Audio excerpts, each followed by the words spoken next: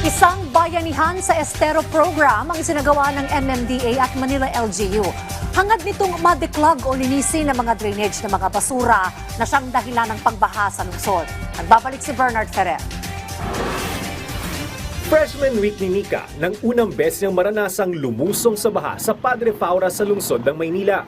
Hindi lang hassle anya ang karanasang iyon, kundi mapanganib din sa kalusugan. Besides po sa health risk na impose ng baha, since yung sa leptospirosis nga po, ang uncomfortable din po maglakad na basa yung sapatos, basa yung medyas bilang isang estudyante. Bilang agarang tugon, nagsagawa ng declogging at cleanup operations ang Metropolitan Manila Development Authority katuwang ang Manila LGU sa Padre Faura.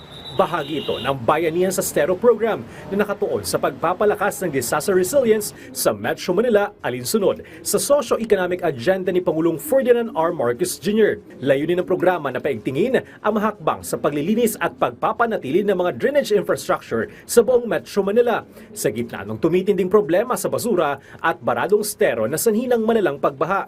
Partikular na tinututukan ng mga ahensya ang drainage system sa Padre Faura na laging binabaha tuwing umuulan. Naging mabigat yung pagbaha po dito. Nagkasabay po yung malakas na pag-ulan at yung pong high tide kaya nahihirapan pong mailabas kaagad yung tubig.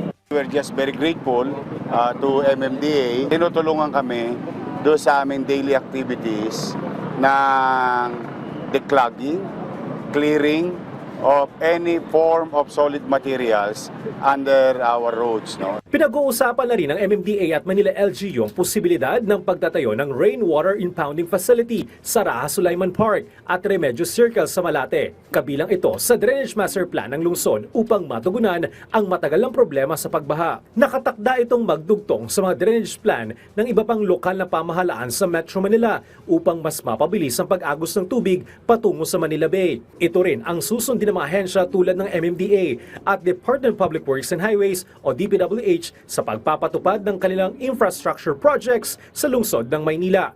Bernard Ferrer para sa Pambansang TV sa Bagong Pilipinas.